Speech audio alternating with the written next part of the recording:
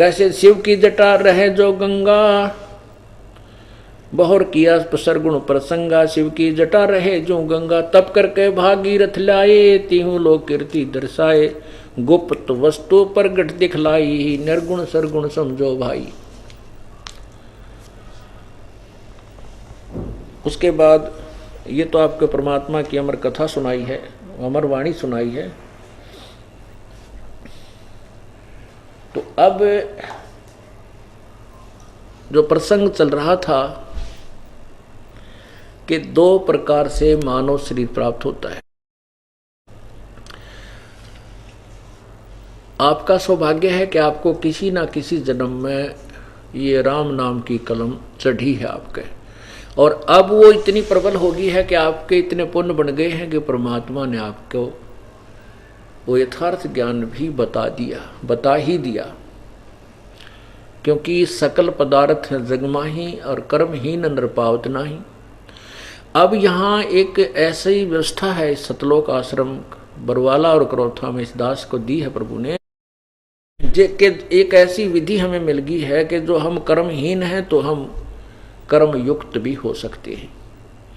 चाहे कितना ही कर्महीन प्राणी है, वो कर्महीन क्यों है? क्योंकि उसने पुण्य करने की विधि, धर्म करने की विधि, नाम जाप की कोई विधि ठीक ना मिली, इसलिए वो कर्महीन हो गया।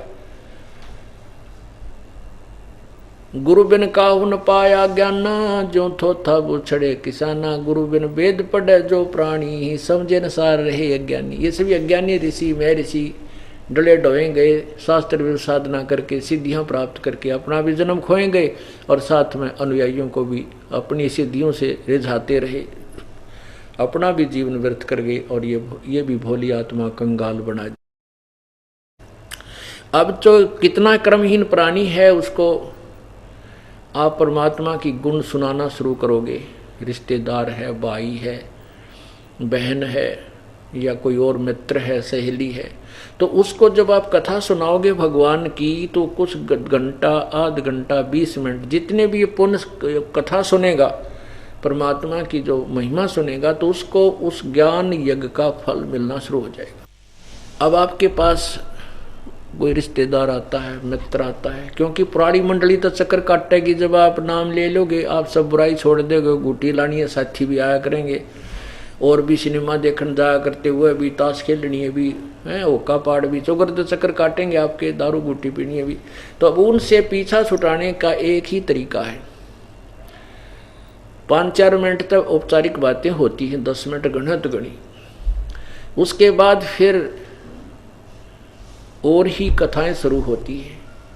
कोई अपने डिंग मारता है, कोई किसी की सुनाता है, कोई अपने बेटियों की कथा सुनाओगा, कोई नो मेरी बेटी इतनी सुखी है, या हमारा भैंस इतना दूर, क्या कहने लग जाएंगे।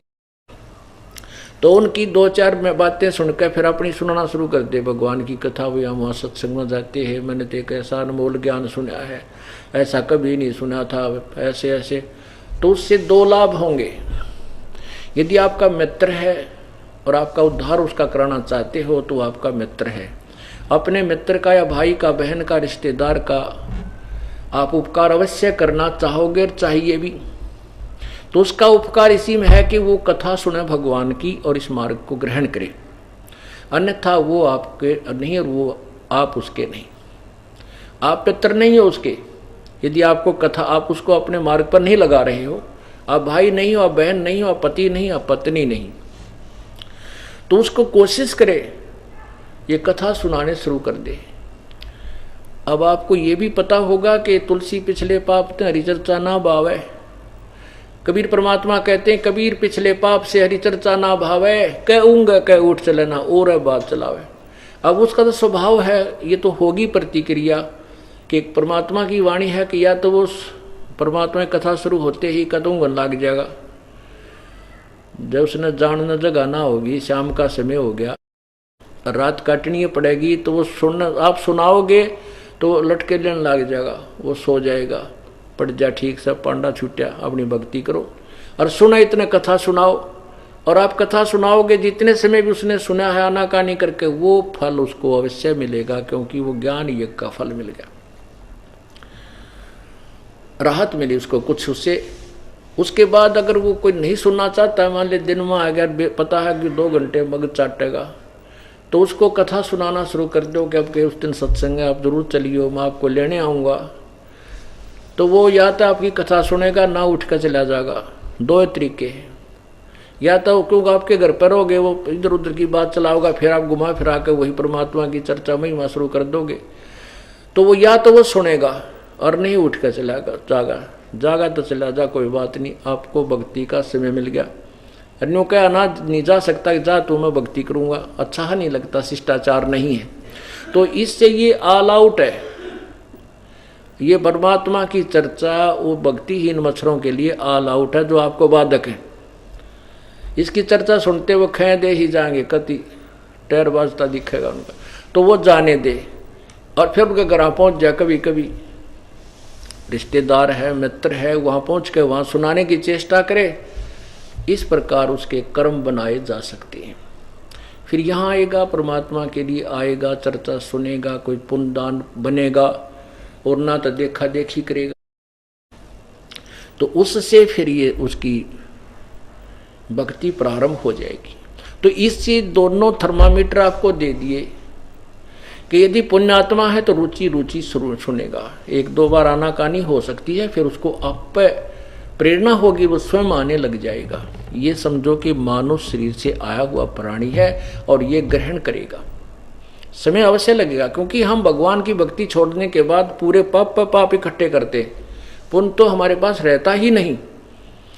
कहते हैं पृथ्वी ऊपर पग जो धारे है, करोड़ जीव एक दिन में मारे। ओए होए, इतने पाप हम एक पैर रखने में भी एक दिन में करोड़ों जीवों को मार करके विश्राम करते हैं।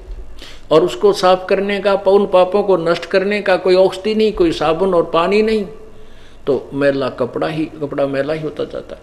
तो यहाँ परमात्मा के सत्संग में, अमृत से, भजन से पाप इतने होते हैं। लेकिन अब हम भजन, सिमरण, सेवा, दान करते हैं, वो जैसे कपड़ा प्रतिदिन प्रयोग करने से मैला हो जाता है, तो प्रतिदिन साबुन और जल से उसको वाश किया जाता है, तो वो निर्मल रहता है, धोया जाता है। और जो बिल्कुल साबुन पानी का प्रयोग ना करते, उनके कपड़े देखना कैसे हो जाते हैं। तो ऐसे ही हमारा अंतःकरण, हमारे जो सूक्ष्म रूप के अंदर जो हमारा शरीर है, वो हमारी आत्मा इतनी मलिन हो चुकी है, तो उसको साफ होने में समय लगेगा। 1, 2, 4, 10 बार परमात्मा की महिमा सुनेंगे तो अवश्य उज्जवल होगा और उसका बुखार उतर जाएगा, भूख लगेगी, और फिर वही आत्मा 100 काम छोड़ के आत्म कल्याण के लिए परमात्मा के दरबार में दौड़ के आएगा। और यही तरीका है प्रभु पाने का और आत्म कल्याण कराने का। सत सही।